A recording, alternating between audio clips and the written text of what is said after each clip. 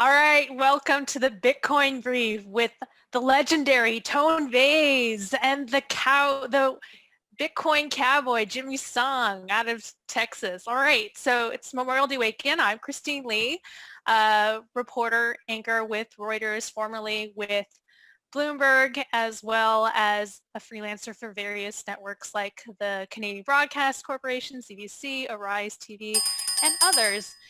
And I got into Bitcoin pretty late in the game. I'd say it was when the ICO craze started to really start booming, and I started covering it for Bloomberg. I began to meet people in the space, and along the way, speaking at conferences, moderating panels, and meeting the amazing Tone Vays. And so we've been chit-chatting back and forth, and so now he's given me the great honor of helping to host his show, Bitcoin Brief. Thank you very much, Tone, and very pleased to be here on Memorial Day, where we're observing and honoring our servicemen who have passed away serving our country. What have you guys been up to? Thank you so much, Christine. Yes, in an effort to make the show more professional, we are bringing in Christine. Thank you for joining us. It's been great. So the country is opening up. Pretty much almost every state has lifted its rules on small gatherings, like up to 10 people. It's pretty much allowed everywhere. So I definitely took the advantage, relaxed, saw some friends, saw some family, had some barbecues. Ironically, Jimmy and I are both wearing our Bitcoin carnivory shirts, even though they're different. And yeah, it was a really nice, enjoyable, relaxing weekend. The weather has been great. Jimmy? Excellent. Jimmy. Yeah, I cooked up some, pork ribs, delicious stuff. Had some people over, hung out. It's great that we're starting to get back to normal, though.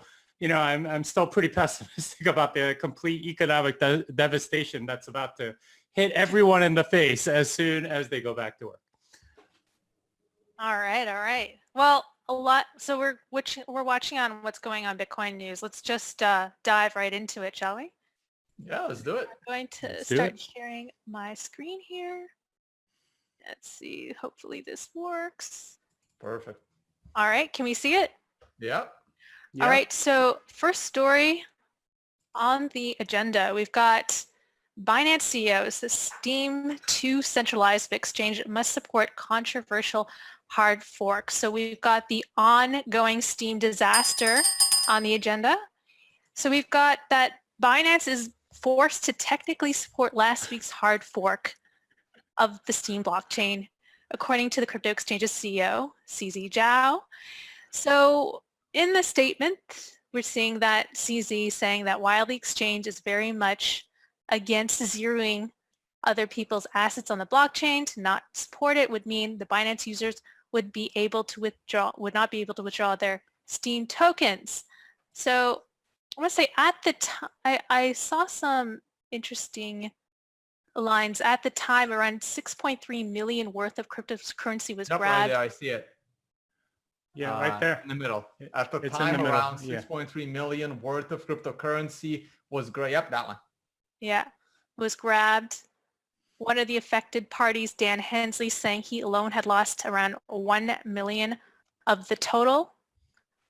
Wiping out people's token holdings goes against the very ethos of blockchain and decentralization, said CZ. The fact that this can happen on a blockchain means it is overly centralized. So should we begin with that maybe? I mean, Jimmy, you're laughing. You saw this coming, huh?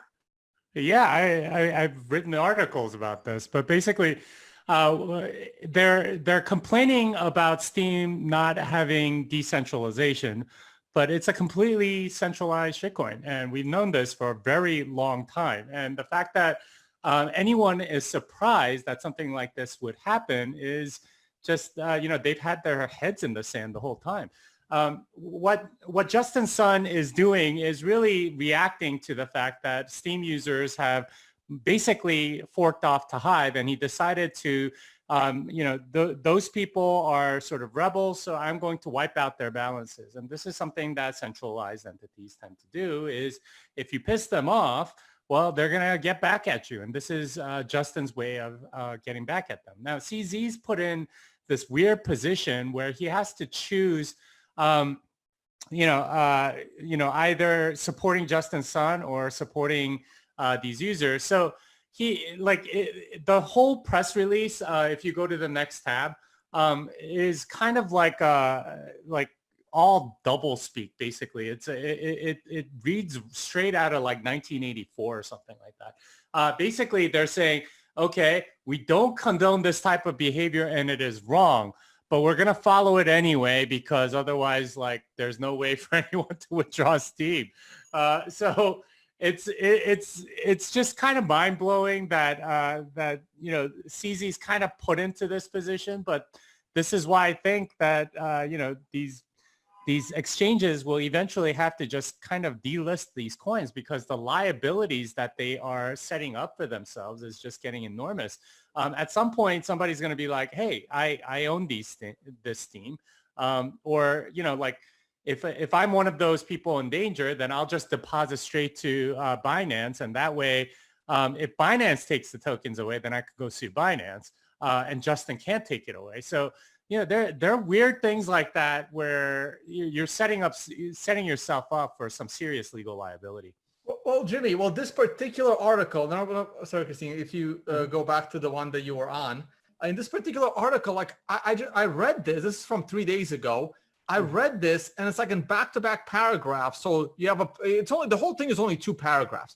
And one of them is about how they're not going to do it. And the next one is about how they are going to do it. It's hilarious. So it's like, if you look at the first full paragraph, it says Binance would like to, where it says, Binance decided not to initiate the upgrade. Right. And then the next paragraph says, well, since a lot of people on the other side complain, now we decided to do it. Binance has decided to support the upgrade. Yeah, reading between the lines, CZ appears to be encouraging users to withdraw their Steam tokens several times in the post that supporting the fork would allow withdrawals, of course. Well, because they don't want to be liable. Like, that's the thing. Right? Like, they want to absorb all liability. If you go back to the CoinDesk article, at the bottom, if you go all the way down, I don't know why Andreas is being asked on this. But the first thing Andreas said, good luck with your lawsuit. Like, and that's exactly what and he'll probably be called on to testify too. The fact of the matter is, if you're kind of in a really rough position as an exchange operator in a scenario like this, and you are going to at some point get sued and probably lose, right? Like, it's like, I deposited 1 million of my Steam into Binance, Justin wants to take it away. If you either have to piss off Justin or you have to piss off the user, that's not a good situation to be in. All right. Taking a look at this is another article. Bittrex is right. Well, puzzled. this is more the same. This is another exchange trying to figure out what to do, and all of them are going to be in this puzzle, which is kind of why Jimmy wrote a Medium post about why exchanges delist coins, and that would be our next tab, and we can go straight there, and Jimmy Jimmy, elaborate. You wrote this a while ago about why exchanges delist coins. Take us through this article. I had a brief chance to read it over, so give us the gist of this. Yeah, there's a lot of reasons why exchanges list coins in the first place, and usually it's profit motive, but there's a lot of hidden costs and negative externalities that they are not really taking into account, and this is one of them. There's a legal liability to your user if the chain does something weird. In this case, it looks like somebody deposited like 26 million Steam. That's gonna more or less get wiped out or something. It's difficult to tell. But most exchanges just they get paid a listing fee or something like that, and they list the coins as a result. But if you do that, then you have this like unlimited liability that goes on forever as long as you've listed the coin. So in order to mitigate that a little bit, what exchanges are going to have to be forced to do is delist them. you're diluting the liquidity of everything else because there's only so much money on the platform in the first place. And like by listing new coins, you reduce the liquidity of everything else. And this is something that a lot of coins, a lot of exchanges, I think, are starting to discover, is that you can have like the maintenance costs of a really, really small, liquidity coin that's not paying for itself. So at some point, you're just going to delist it. I imagine Binance has a bunch of those. So it's kind of a terrible situation. And in a sense, they kind of had it coming to them because they've been racking up all of this liability while they were listing all of these coins like crazy. But yeah, I mean, like that's what you chose. That's the bed you made. So you kind of have to do something about it. Tony, your thoughts? Yeah, and it's interesting. If we don't have to go back to the CoinDesk article, but in one of those articles, CZ even says that, after this fork is done, we're gonna reduce the Steam pairs to just one. I wonder which one it's gonna be.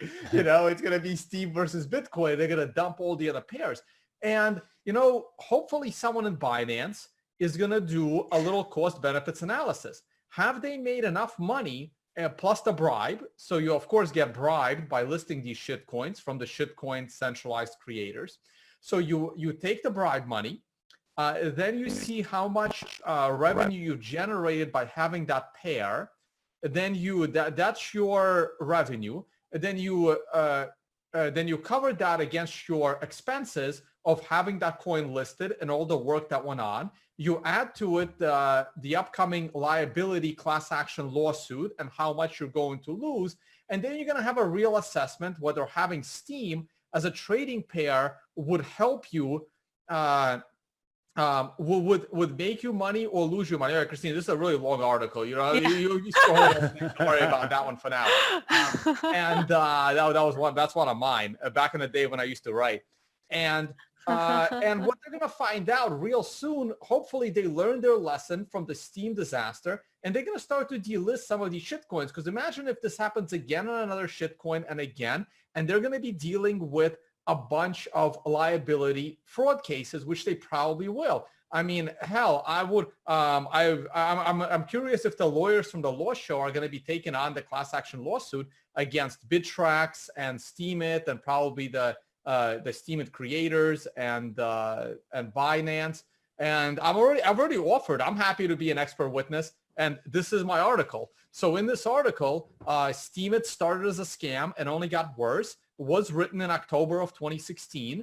And that's because I heard about Steemit in July of 2016, about a month after it came out, or right around the time as it came out. And if you scroll down a little bit, there is a link to a PDF document. Unfortunately, this link isn't working right now, but I just texted my web developer, and we're going to make that link work, hopefully within the next 24 hours. And that is a 42-page document showing you the Steemit scam as I broke down their white paper page by page. And I did this almost 4 years ago now, and it's as true today as it was back then. So hopefully people will learn. You can download this document, not at the moment, but tomorrow you'll be able to download this document, read it for yourself. And I put in God knows how many hours from July until October when this article went up. That's how long it took me to review their 42-page their 42-page of bullshit as to what Steemit is. It was never decentralized. It was always designed to just print money for a dozen people. And here we are. Excellent. Do you have anything else, or you want to move to the next topic? Let's keep going. All right. So topic 2, Craig Wright is not Satoshi again and again and again. And so here we have Craig Stephen Wright is a liar and a fraud. He doesn't have the keys used to sign this message. And this message was written on several addresses listed in the Tulip Trust. Tone, what are your thoughts on this?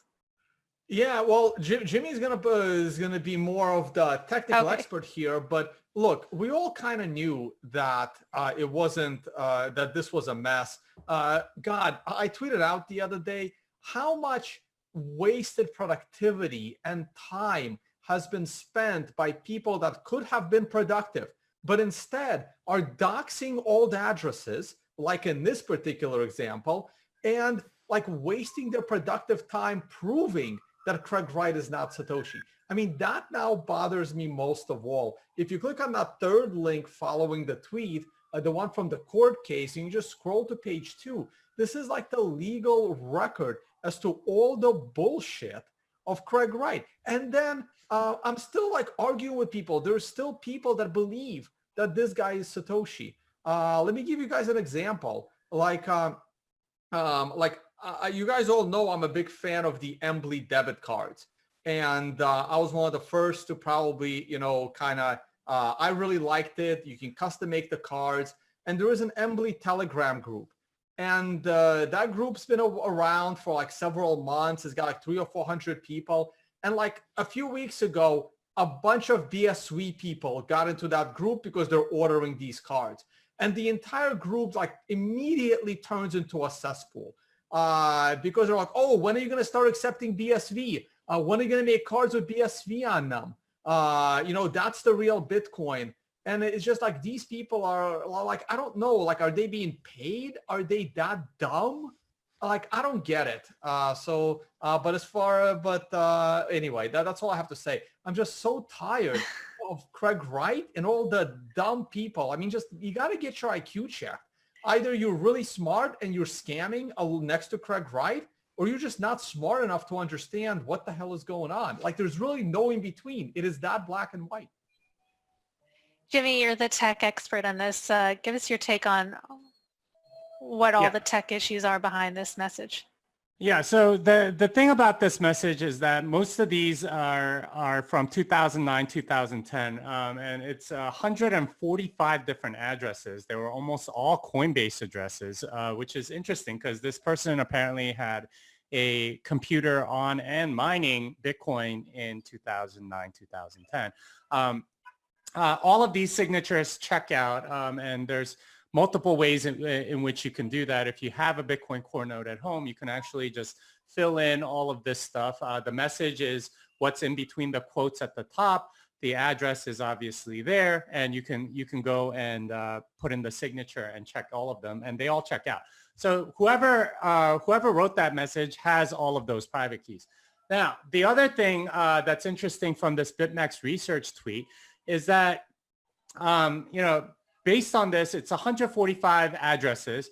None of them seem to be what Sergio Lerner would call Patoshi. He suspects that the Satoshi coins have a certain pattern. I don't know if I necessarily buy that, but whoever mined all of those coins has a lot of Bitcoins, right? Like upwards of 500,000 Bitcoins, but it's not that person. It's this is a different person because the extra nonce field in all of these is very different than the ones from the Patoshi coins, which are different. So based on that, it's not Satoshi saying this. It's probably somebody else. The significance is that all of these addresses are from the court document that Craig S. Wright submitted to the Florida court, saying that these were the addresses of his coins, but they're clearly not his coins if it says Craig Stephen Wright is a liar and a fraud. I did read a tweet that I thought was kind of amusing. Somebody said, hey, if I owned all of these addresses, what I would have signed is, my name is Craig S. Wright, and I have all of the keys. And you should, and I have billions of dollars, and just basically go through the Kleinman case and verify everything that they've been trying to prove from the Kleinman side and just sign it that way. Oh yeah, that would have been real funny, because then you're proving to the court that you have access to $1 billion, but then refuse to pay it. Well, that said, I think it's better this way, because though it caused a little bit of a market correction as a result of this coming out, similar thing to what happened last week with the single 50 Bitcoins that were spent that caused 7% drop or something like that. I think it caused a little bit of a drop today. If it said something like Craig S. Wright is, my name is Craig S. Wright and blah, blah, blah, then that would have probably caused a heck of a lot more panic and price. So, it is interesting, and we'll see where this goes. Cool. All right.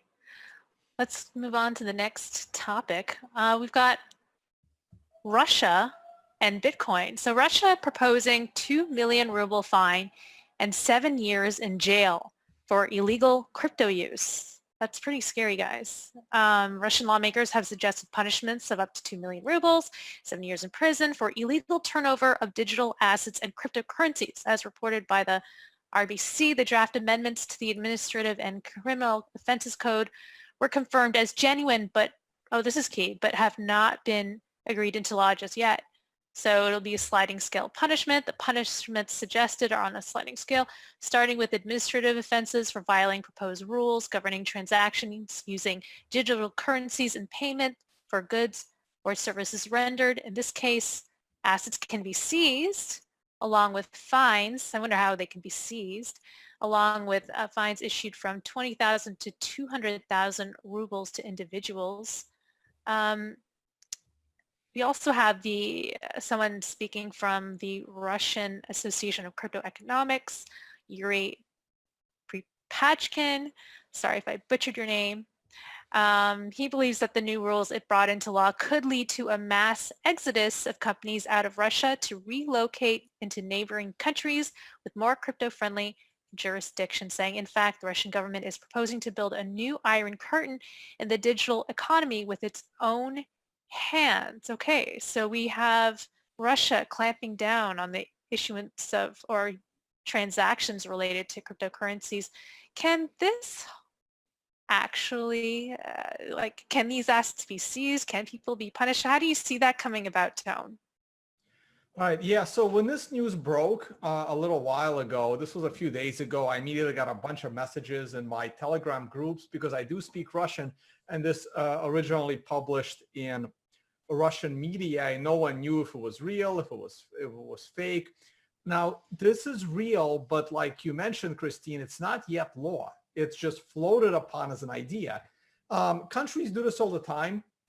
The US government does this all the time. The Fed does this all the time. We're thinking about raising rates, and then they just watch and see the economic reaction. Or we're thinking about lowering rates, or we're thinking about making this legal, that illegal. And they're just gauging the reaction.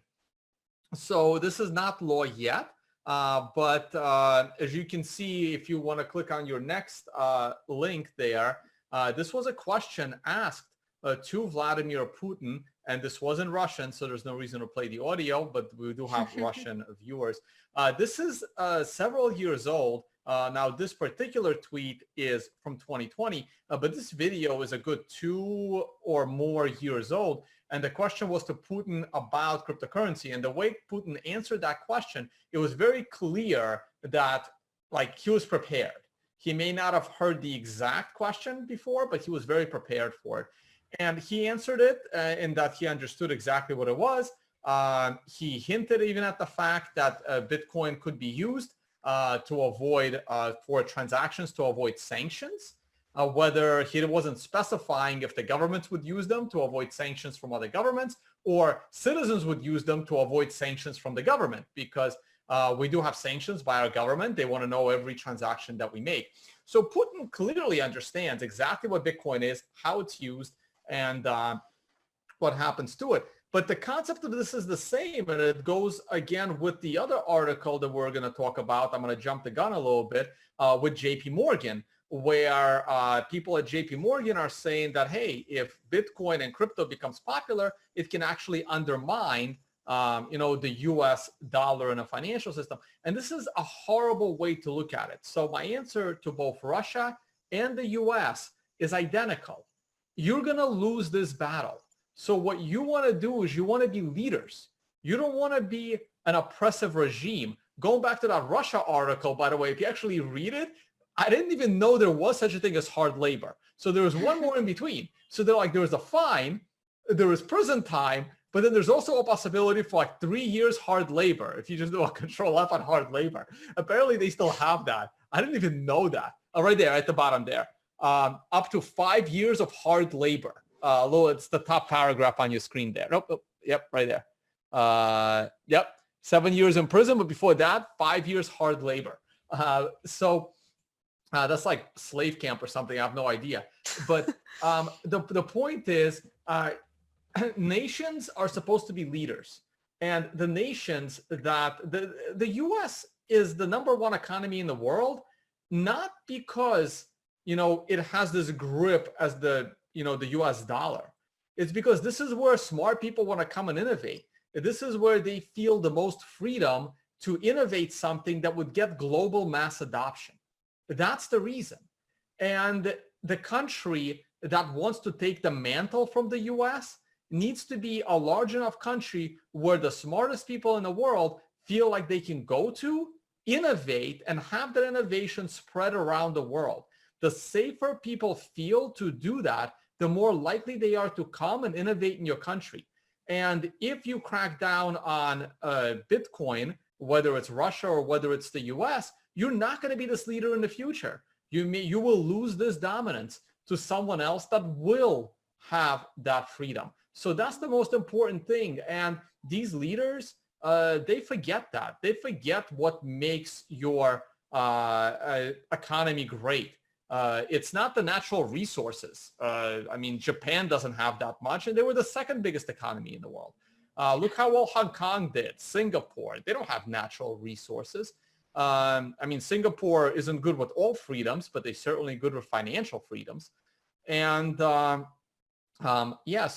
that's where it's going to go. So if Russia wants to crack down on this, and what it means is, even if you are a Russian citizen that has Bitcoin, you got to get it out of the country.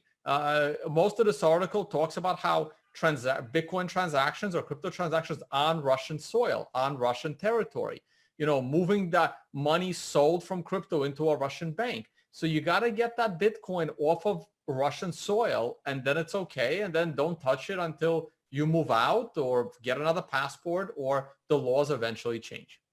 Well, this is a huge power move, the way I see it. China has made similar actions in terms of trying to limit people from mining and transacting in cryptocurrency.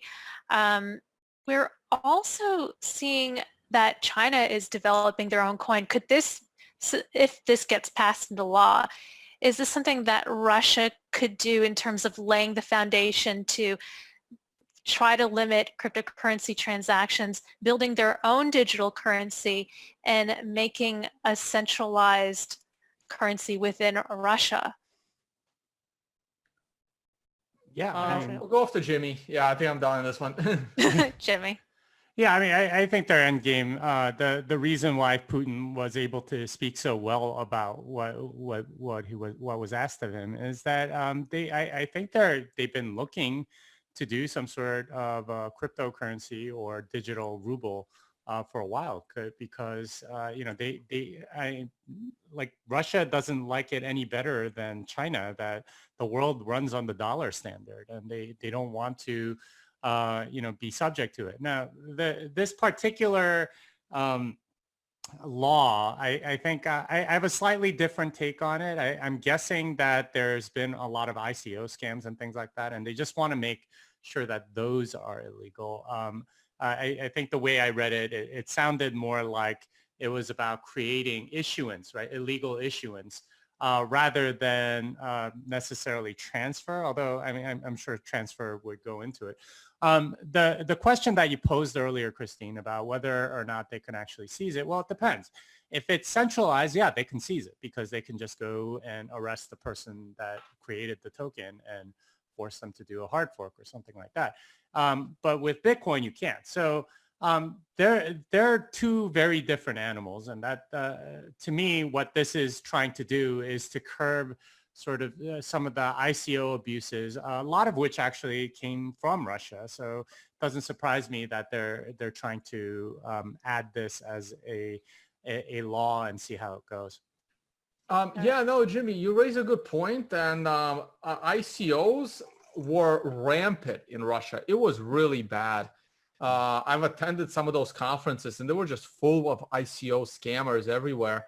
I hope this is what they're thinking. I hope that they put a ban like this on ICOs, but let you use Bitcoin. Like that would be the best of both worlds. That would potentially open up Russia as a thought leader in a space, that they recognize the difference between bullshit and something real. And if they do not criminalize the use of Bitcoin and allow people to freely use Bitcoin throughout their country could get off the dollar standard a lot sooner than any other country. And if people are comfortable that they're not going to be put to jail for using Bitcoin, a lot of innovators might actually go to Russia and build their companies.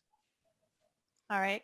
I want to go over to that JP Morgan note that digital currencies could threaten U.S. geopolitical power, warns JP Morgan. There's no currency with more to lose from the disruptive potential of digital currency than the United States.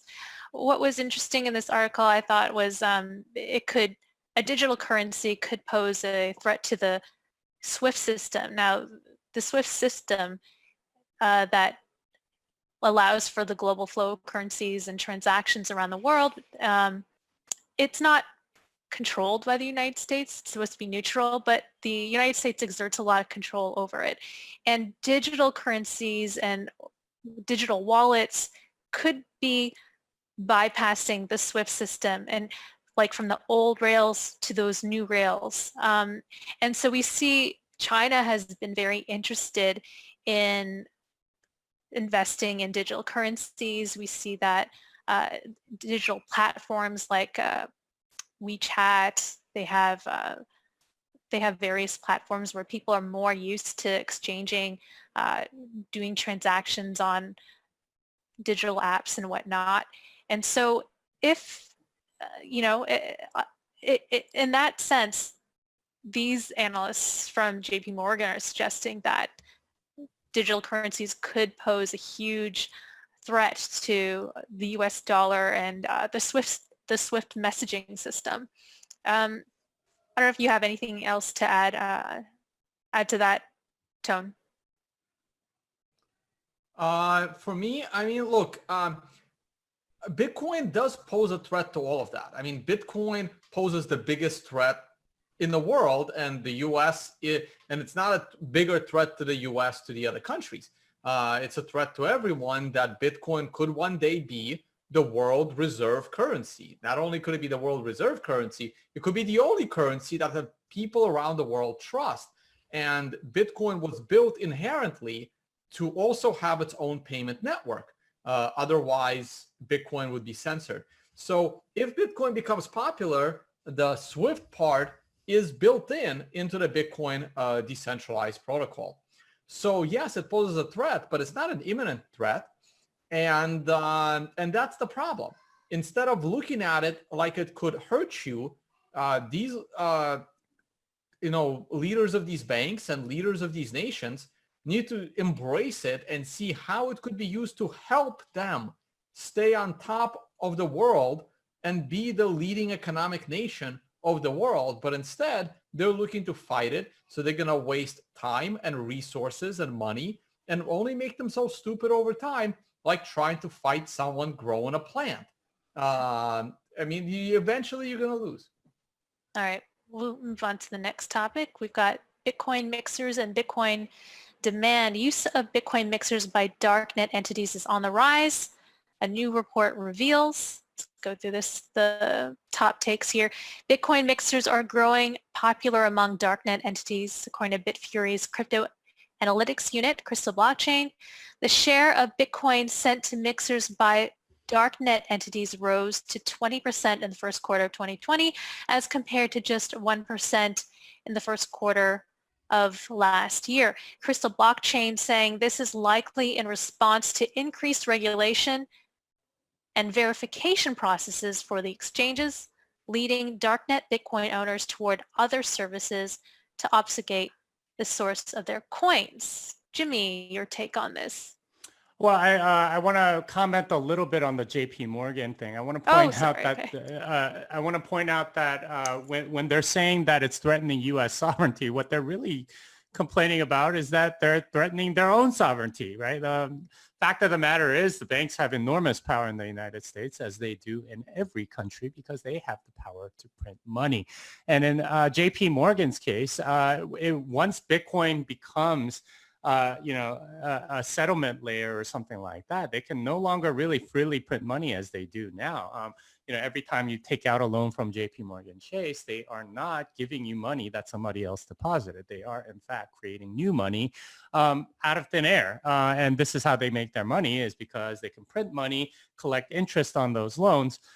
So in a sense, what they're talking about is what they're really saying is this is a threat to our business, and this is probably why people like Jamie Dimon have been so against it. Although they're starting to take steps to be more friendly with this area, so that they can have some of these extraordinary privileges, maybe in the Bitcoin world by banking, Coinbase or something like that.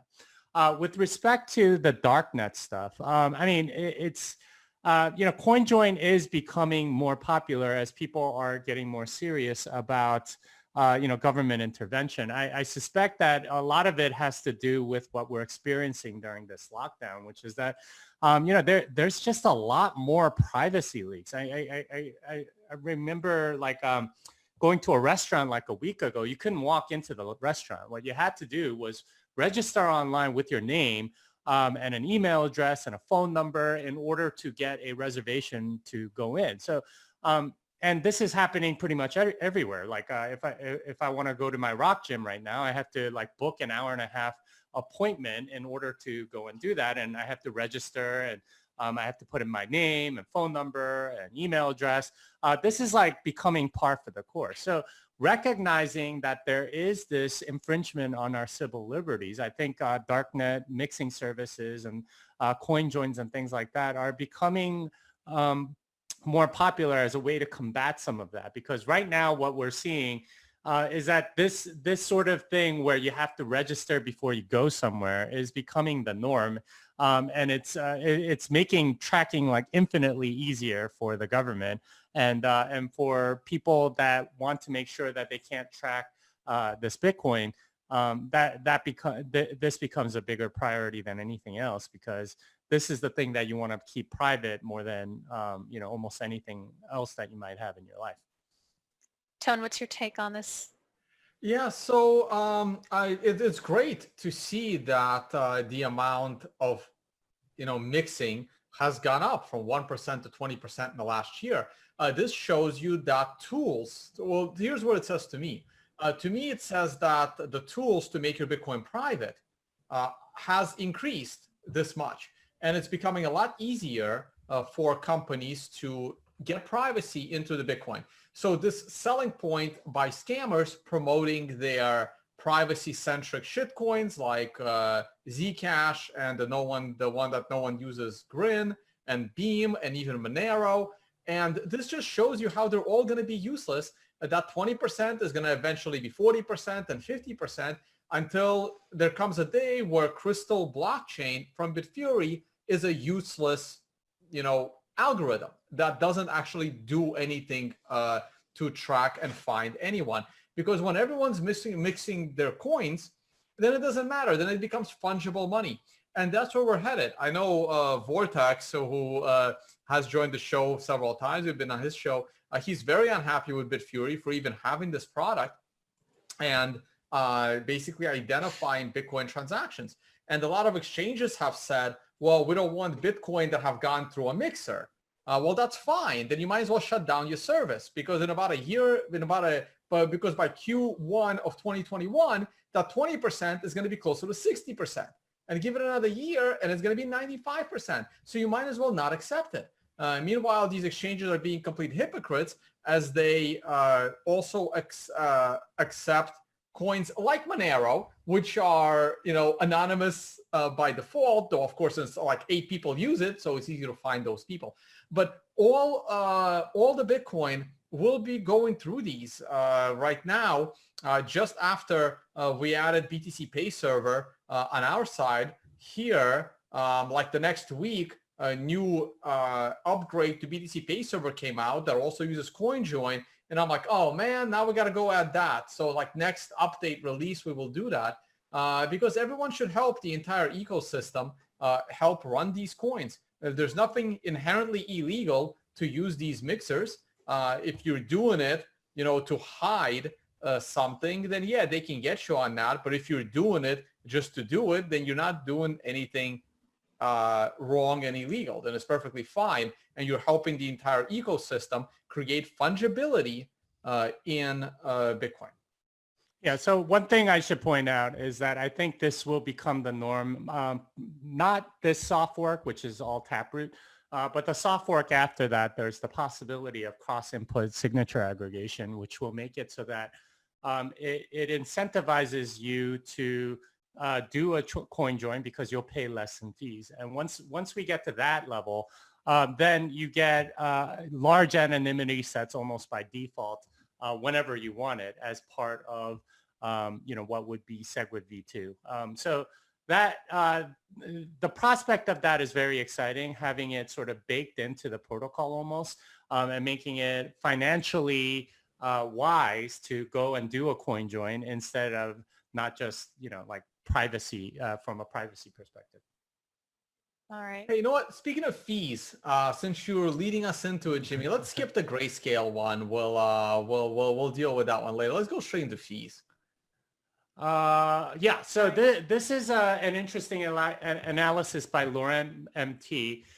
Basically, he looked at some of these transactions, and somebody gave him a tip about what's going on, and said there's an entity that's doing something really kind of stupid within with this, and he describes it in the reply tweet here. The main characteristics of these addresses is that they are all one-of-one multisigs nested in pay-to-script hash or pay-to-witness script hash scripts. I will affectionately call this entity Crazy 101. So the thing to know here is that a one-of-one multisig is exactly the same as a pay-to-pub key hash or a pay-to-witness pub key hash. And those are cheaper. And so why are they wrapping it in a multi-sig with a pay-to-script hash and so on? So that's the real mystery. But, he later on reveals that this entity, whoever it is, has already spent something like 100 Bitcoin in the month of May just on fees because of all of the transactions that are happening. I suspect this is an exchange that just does not know what it's doing. If it were a few years ago, I would say this is likely Coinbase or something like that. But I think they've improved things since then, so I don't think it's them. But somebody is paying. I mean, they've already paid miners 100 Bitcoin in fees just in the month of May, doing these weird transactions that seem to like defy kind of all logic here. So, I mean, I don't really have an answer for why they would do something like this, but yeah, I mean, who knows?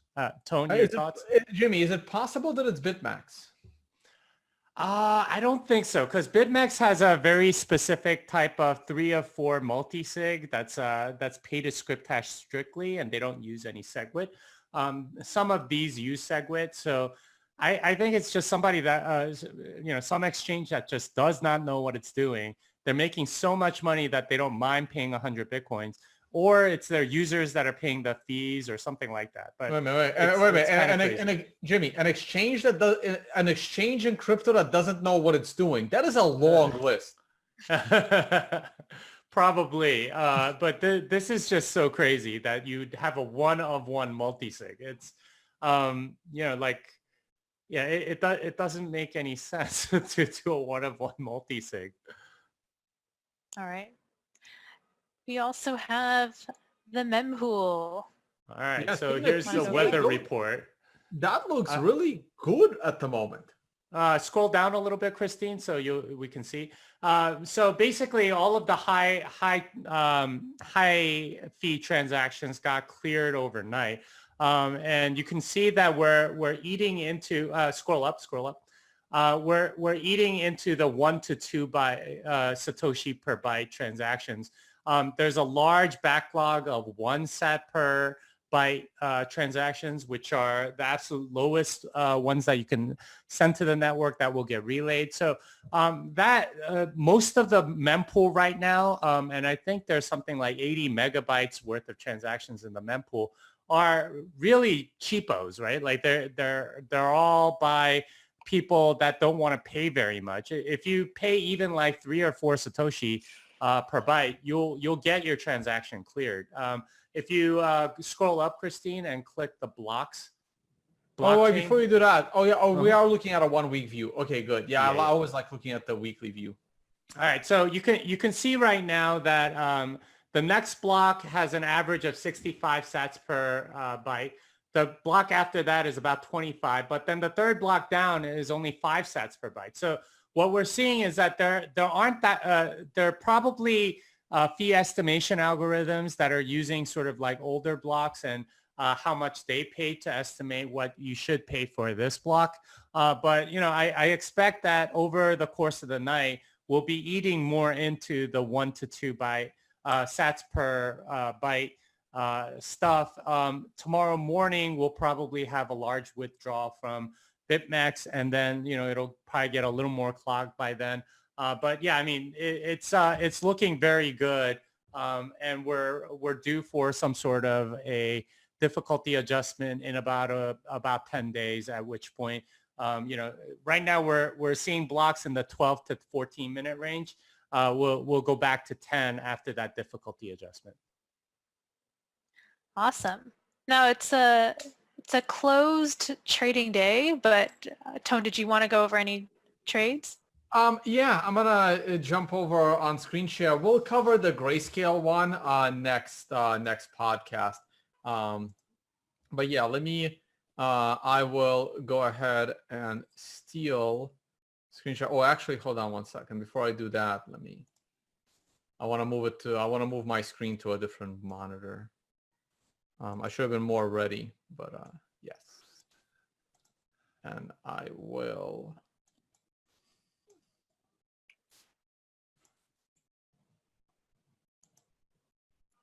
take over screen share here. Yeah, as I have all the articles as well.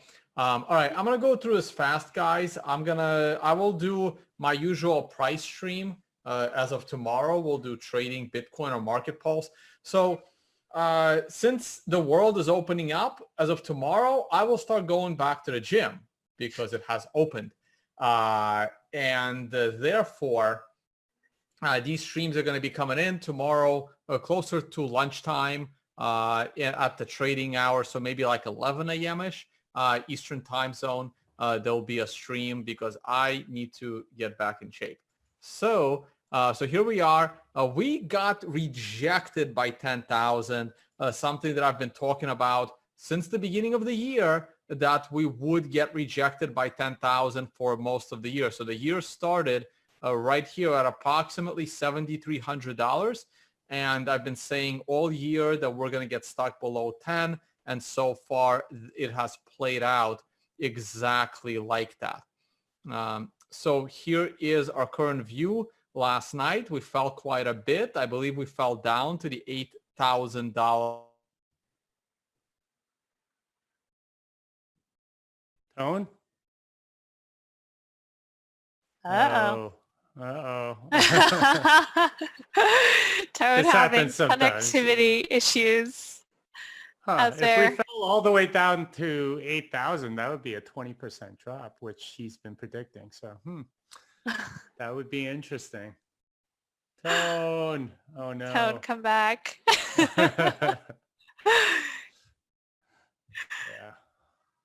Yeah. Yeah. I'm not sure he'll be able to come back, but I'm sure he's restarting his computer at the moment.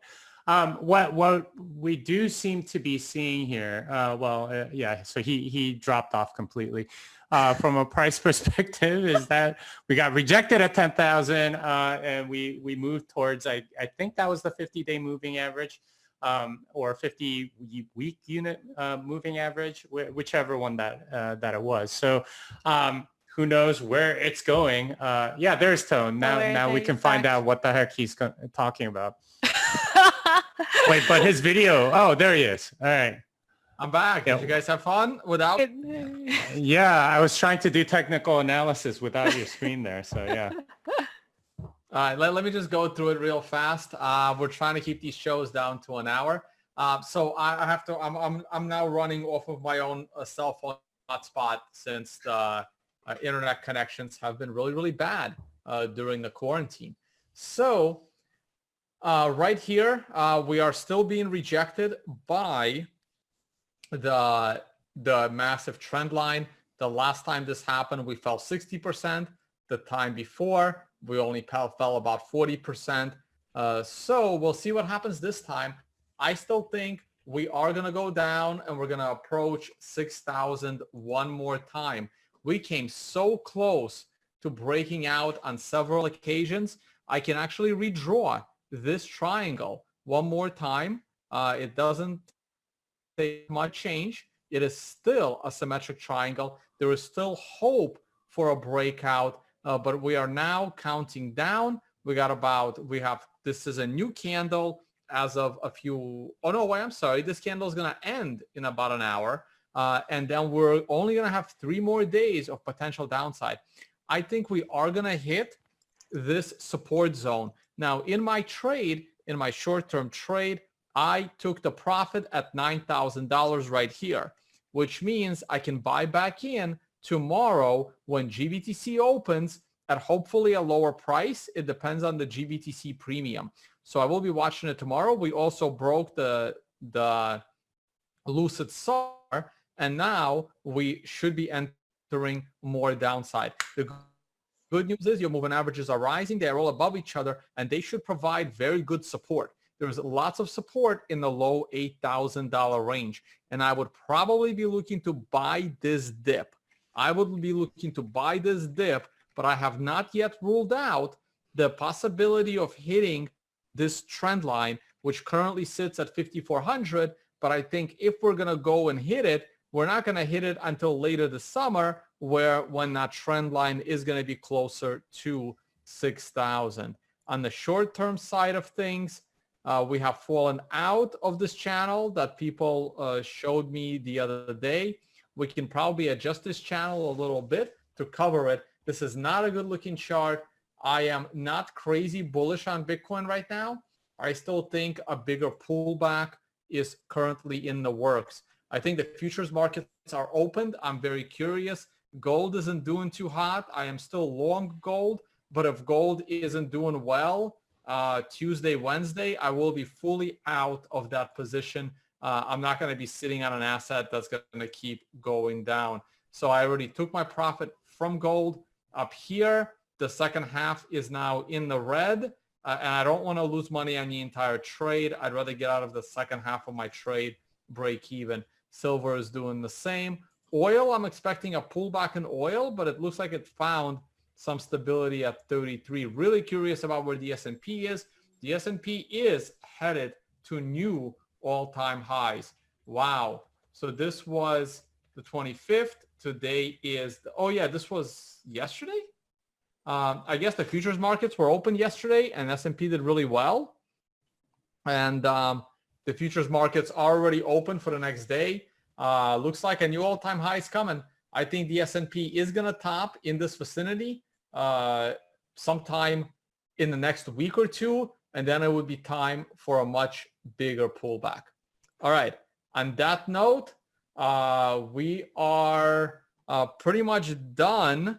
John, I wonder, do you see a parallel between the major U.S. benchmarks and Bitcoin raising at the same time? I do, and I have the whole time. I've always taken the position that Bitcoin is correlated to traditional markets. Bitcoin fell hard when the quarantine began, and so did the stock market. And Bitcoin has been rising since approximately the same time. Bitcoin bottomed maybe a week earlier than the S&P and has been rising ever since. We're still near the top of that rise. The S&P is making a new high right now. Bitcoin made a new high a little while ago, made a new high like a week ago or something. So they're still in line. And I think once the S&P turns, so will Bitcoin. But I don't think Bitcoin is going to make new lows. I think it's possible for the S&P to make new lows. What would turn first, do you think? I don't think it really matters. It looks like Bitcoin has turned first. So unless the stock market continues to rise for 2 more weeks, Bitcoin can still go and make a new high. But it looks like Bitcoin has already turned. And now we're waiting for the S&P 500 to turn. Bitcoin turned on May 7th. We're already May 25th. We came very close on May 18th. Bitcoin bottomed on May 13th. The S&P bottomed. The S&P bottomed on May 23rd. So that's about 10 days. Looks like Bitcoin topped already 20 days earlier. So yeah, so it looks like if Bitcoin is leading, then the S&P should turn any day. And then they're both going to be going down for about a month or two. And hopefully we can all buy a nice dip before the eventual breakout. I'm still looking at this. I still don't see a major breakout until late this year. Well, that's good timing because, well, a lot of analysts have been saying that the rally we've been seeing in the U.S. benchmarks has been artificially propped up by all these trillions of dollars being dumped into the global markets right now, and that's just propping up the markets. They're buying global bond programs. Traders are just buying stocks as a result. And if there is another wave of coronavirus infections that could create more shutdowns, that could create lower markets. Some analysts are forecasting. Yeah, so. No, I agree with that. That's always true, but we heard that all the time. I mean, for the last 10 years, everyone kept saying how the markets are artificial. So if you're not long in the market, you will always, say how crazy they are and they're about to crash. So that's always the case. But we'll see what happens. I can't believe we went up this much and this quickly in the markets. I think a pullback is coming, and it's too early to say how big and massive that pullback is. It really depends when people start going back to work and some of them realize they don't have a work to go back to, or those businesses are about to shut down. So we will find out soon. We already heard this weekend a bankruptcy from Hertz. A lot of retailers are declaring bankruptcy. JC Penney. We've got Pier 1 also liquidating its assets. We have a lot of different retailers. So we'll see who survives. Yep. All right, guys. Thank you so much for this special Memorial Day Bitcoin brief. All right. Thank you. Jimmy, you want to close us out? Yeah, I'm going to be streaming right after this in case you guys want somewhere to go. But this song is Fiat Delendes. This song is done. All right, guys, head on over to Jimmy's stream right after. Check out Jimmy's channel. And it's going to be a little more techy than this. Thank you all for joining, and welcome Christine to the program. Check out the beginning of the show for Christine's introduction and background. And we will bring you another news show, hopefully sometime in the middle of the week. All right. Bye, guys. All right.